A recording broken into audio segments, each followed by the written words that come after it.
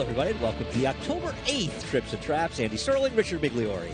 I think I like the show today because we have 3 two-year-old races to talk about, and I think it's going to underscore the fact how much these horses change and learn from their experiences. No, I agree, and I think it's also a show where we have some trips.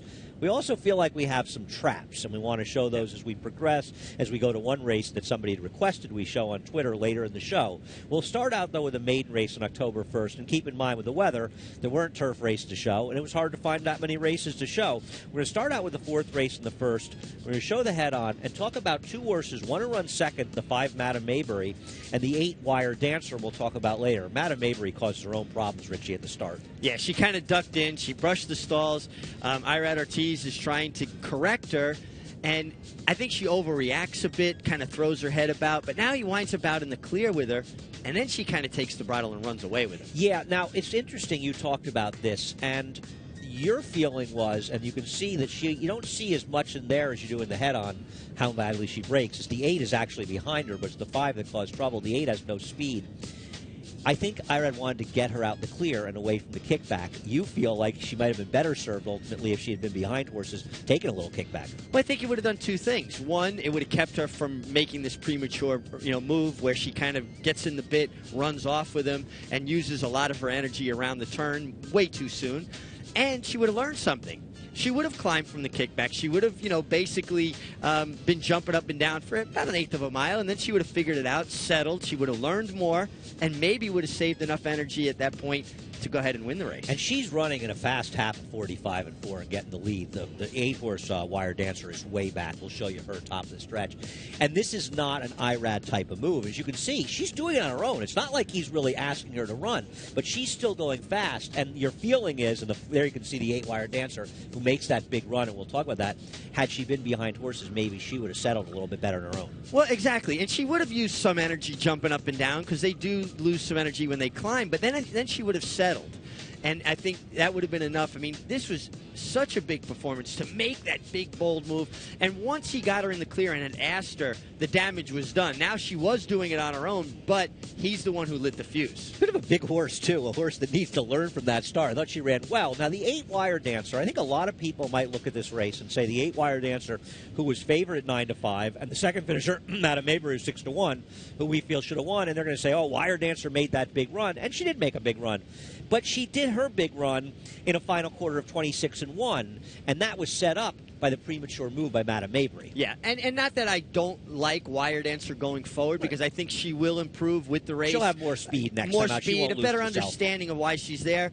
But it's interesting how eye-catching those moves can look when other horses are slowing down. Exactly, and that's the point. You've got to take the race apart. You've got to look at each quarter almost individually and see when the real running was done. And it was Madame Maybury that did the real running at the most important point, and I think if they meet again, you want her much, much more, as she'll be more professional as well. And Irad Ortiz will learn something in this race with her a little bit also. Yeah. The next race we're going to show is the first race from the Big Super Saturday, and that's October 3rd.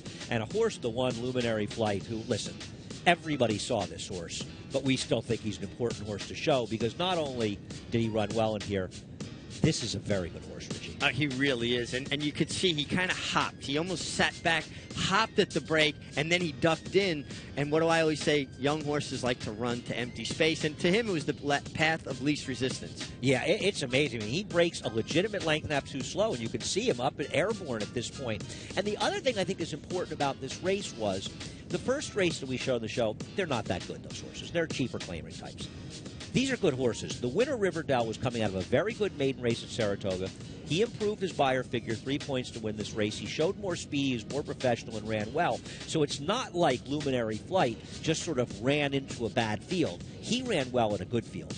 And ran every step of the way. He's already back into the race 4th. He's caught his stride. He's having to deal with slop being thrown back in his face. You're going to see him come through on the inside. And in the stretch, keep an eye on it. I think, Andy, he hung a little bit inside the leader, and then when he got by him, he kind of kicked on again.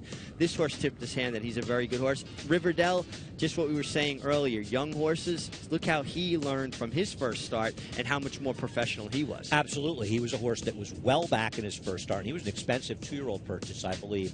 Well back in his first start and much closer to the pace in this race. Ultimately, and we talked about this beforehand, he's probably a horse to be more suited to settling in the back of the pack.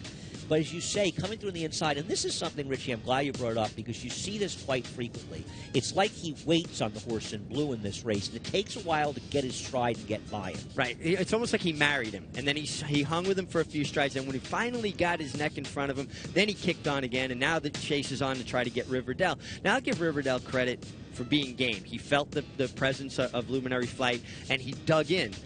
But if you take the start and everything that Luminary Flight had to encounter, he was the best horse. Oh, he was much the best horse. And I think he was much the best horse over, as you say, a talented horse. And it's interesting, he took money. He was a little under 8-1 when you had Riverdale going off at 4-5. You had a horse for Godolphin who didn't like the slop, and that's Party Barn, who was 8-5 in this race. And you got horses that were really betting here.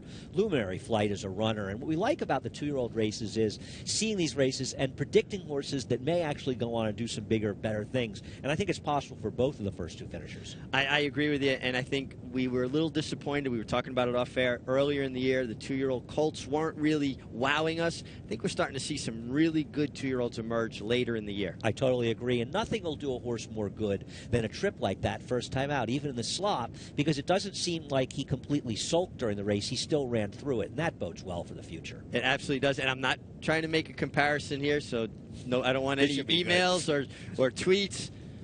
Didn't Easygoer get beat a nose to Lorenzoni first time out? He lost his debut to a horse named Lorenzoni, who was a Scotty Schulhofer, I believe Phil Tynowitz horse, who, if I'm not mistaken, about a year and a half later was running at a $14,000 claimer. Hey, listen, Skip Away lost a race the day after Cigar won the Breeders' Cup Classic here to a horse named Gator Dancer for Pat Kelly. Gator Dancer didn't win a race until the June of a year and a half later. And Skip Away, of course, I think had been horse of the year by that point. Right. So young horses will lose to horses, and Gator Dancer actually was a pretty good horse, but they will lose to horses that are far inferior to them sometimes early in their career. And it just shows you how much a race or a few races will move a young horse forward. Absolutely. As we turn our attention to the Kelso, which was the 5th race on Saturday's card. First of all, there's a whole lot of nonsense about horses with bad starts that we think is ridiculous. The only horse that seemed to really have trouble at the start was the 5 Red Vine, who got caught a little bit between horses, Richie. Yeah, Tom Marcuse broke out. He stumbled, so now you're already a half length behind. Tom Marcuse is the one who did the most damage. He kind of broke out and took his path. All that being said, Red Vine recovered readily.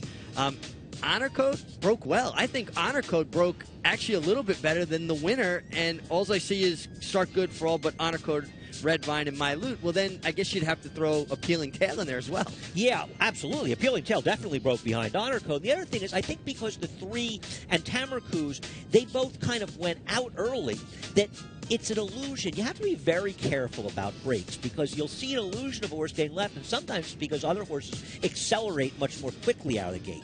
Well, that's it. We talk about speed and gate speed. Some horses are fast. They're just not fast the first few strides. And then they kind of catch their stride and they go on.